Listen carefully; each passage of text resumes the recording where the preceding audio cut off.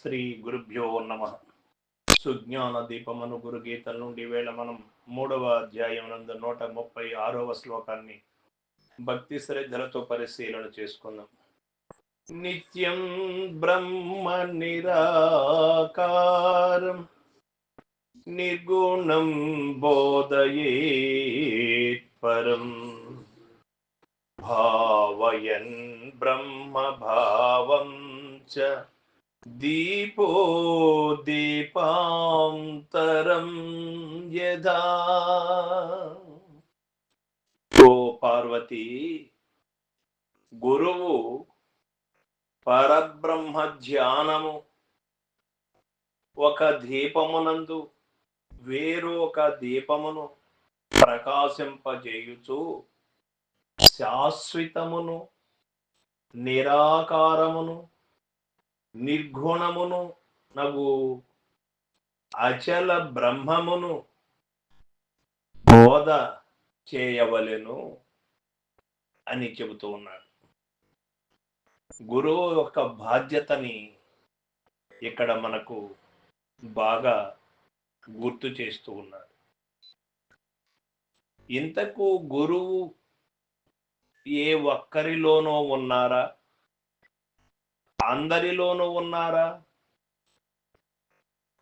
మరి అందరిలో గురువు ఉంటే ఒకరికి ఇంకా ఒకరు గుర్తు చేయవలసిన అవసరం ఏమున్నది? ఇట్లాంటి అనుమానాలు కూడా కొద్ది మందికి వస్తూ ఉంటాయి. వాస్తవానికి అందరిలో గురు స్వరూపం ఉన్నది.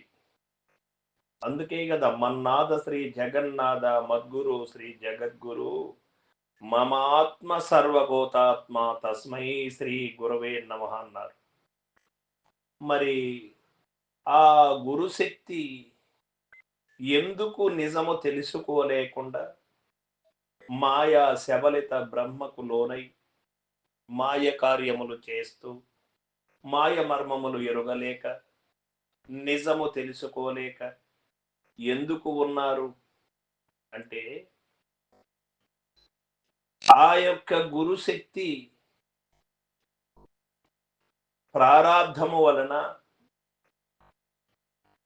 అందుకే మన వాళ్ళు సంచిత ప్రారాబ్ధ ఆగమ కర్మలు అన్నారు. దాని యొక్క అజ్ఞానాంధకారము వలన ఆ యొక్క జ్ఞానశక్తి గురుశక్తి నిక్షిప్తమై మరుగులో ఉంటుంది.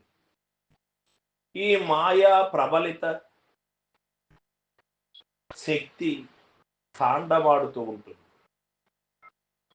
ఆ యొక్క జ్ఞాన అగ్ని చేత ఆ యొక్క అజ్ఞానం అనే తెర తీసినప్పుడు, ఆ పొర తొలగించినప్పుడు ఉన్న జ్ఞానం ఉన్నట్టు ప్రకాశిస్తూ ఉంటుంది. ఉన్న గురుదైవం ఉన్నట్టు దేదీప్యమానంగా ప్రకాశిస్తుంది. ఆ అజ్ఞానాంధకారం అనే పొరని తొలగించేవాడే గురుడు. ఆ ఒక్క జ్యోతి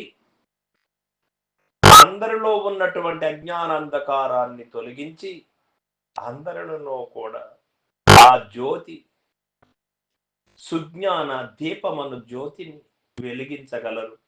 ఆ వెలిగించే శక్తి ఉన్నవారే గురుమూర్తులు, వారే మద్గురుమూర్తులు.